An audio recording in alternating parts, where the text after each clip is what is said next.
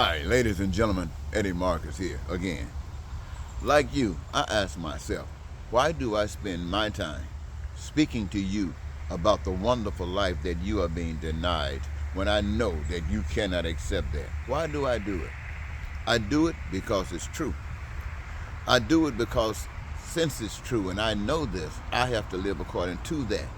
And the truth of the matter is that I haven't been doing 100% that way. That's why I'm still alive, or that's why you still are as dumbfounded as you really are. Here's what I'm trying to say to you, ladies and gentlemen. I grew up believing in a power bigger than man. I actually did, and I'm sure many of you did. I know so many that did, but living in this society have drawn them to the point where they just don't really care or don't have time to think about it. That is a sad statement for us to take. That indicates that those who know God are either gone or just can't do anything. What am I saying to you? I'm saying to you what I've always said, that every government on the face of the earth is against God. I'm saying to you that when you go to the churches and you listen to preachers talk to you about God and heaven and all of these things, what they're actually doing to you, they are trying to explain words in a book. Every denomination have their interpretation. They're trying to explain words in a book. And even within the denomination, depending upon the pastors, they are still trying to explain words in a book. And as an outcome from that, we have people throughout America who knows nothing about God. God is not in a book. God is everything.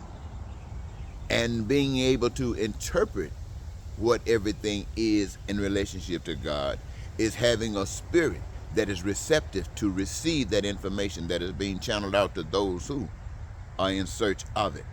What am I saying here to you again? I'm saying to you that I've heard so many people do things and say things in the name of God, Christians, till I won't call myself a Christian. Nah, not with all the stuff I hear about Christians. I call myself a child of God. And when it comes down to the interpretation of the things that I say to you as opposed to things that other people say to you, the things that I say to you are not stuff that I'm interpreting from a Bible scripture. What I'm saying to you is what I've been given. What I say to you is what I've been given. I say given from the Spirit. I say given from the Spirit of God. It might not even really be that. It just might be something that's built within me. I don't know, but I do know what I'm saying to you is what I'm saying to you because I know it. Now, is there a power outside of the government of the world and the people that sit around the round tables? Is there power beyond that? I do know this. I have received miracles. And when I say miracles, I have received from powers unknown, invisible powers that was absolutely essential and necessary. And it is something that no human being could have done. And for that, I am most grateful.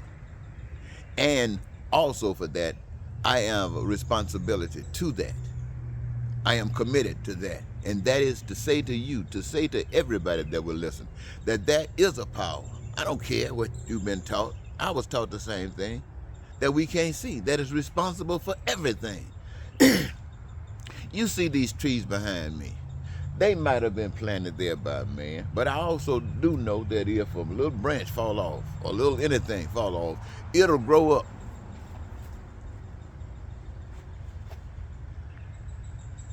As big as any tree. Because nature is in control of that. And human beings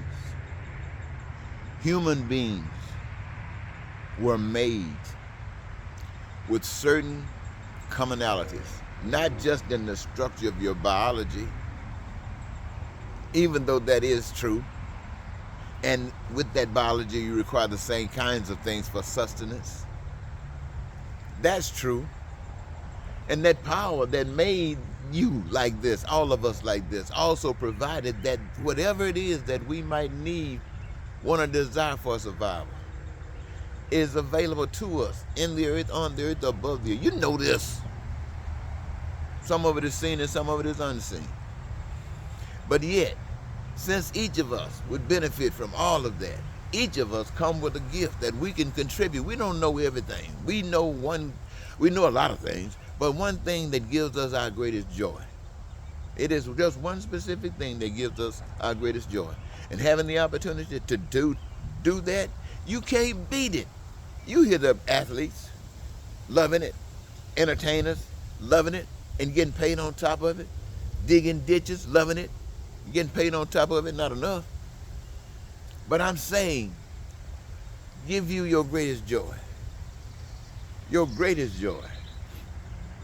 Now, all of us, listen, people who the world want to paint as being dumb, all of us engaging ourselves in something that we love doing. You can't keep us. Once we know we can do what we want to do and we can love it, you can't keep us from engaging ourselves, working, careers. As soon as we get an opportunity to. You know, when we're kids, we can't do it, but we can't wait to get big so we can do what we love doing. All of us. And we creating what? Everything we want, need, desire: food, clothing, shelter, education, health care. Golly. Why can human beings be so blind? This is what God has provided for you. And all you do is engage yourself in your joyous daily activity. And everything you want, you need, or desire is created by your own hands. It's rest in the reservoir of goods and services that you can access with your need, whatever your leisure is, should I say. The system set up probably like it is now to address issues, but it ain't costing you nothing. You paid your greatest price. You engaged yourself. You're constantly engaging yourself. We're not running out of anything. People say you are because they're trying to find a reason to keep on messing over you. That's a part of their game. But in the truth, ladies and gentlemen, the God that I tell you about, I don't know what these white folks telling you about. I don't know what these mega churches telling you about. I don't know what all these big churches telling you about. I don't even know what these small churches telling you about. But every last one of them are keeping you in bondage. Because the power to freedom is in your hands. You having the ability to change your mind from the crap you've been taught to the crap you got to have. Why? Because it's your daily dream. You hate the stuff you have to go through. You know what to wish for. You know what to dream for. You're tired of your pain. You're tired of your suffering. You're tired of your being without. You're tired of struggling so hard just to survive. You know what you want. You want that fixed. And so you start fixing it. How do you fix it? The divine way is that whatever you fix doesn't just work for you. It got to work for others. And if it doesn't work for others, it doesn't work against anyone. It doesn't cause any pain or anything against anyone. That's when you can say your personal stuff. Your personal stuff. But outside of your personal stuff that does not affect anybody else, everything else is protecting human beings from evil, from that which will destroy. We're protecting them from the cancer. And how do you do that? By whenever a problem comes up, fix the problem. You can't punish anybody and make them quit. Put them in jail, make them quit. Find out what the reason is and eliminate that reason. Now, is there anything else I want to say? Yeah, the reason I'm saying this to you is because there are a lot of people out here, ladies and gentlemen, who are just plain old evil. Now, what do I mean, evil? I mean they don't know God at all and have no respect for God. The thing that they have respect for is what they call power, what they call legitimacy, the ability to do what they want to do at any extreme. That means from lying to you to killing you. And they have no, and when people are discovered, charged, convicted, go to prison, doesn't stop anything. Somebody else coming right along.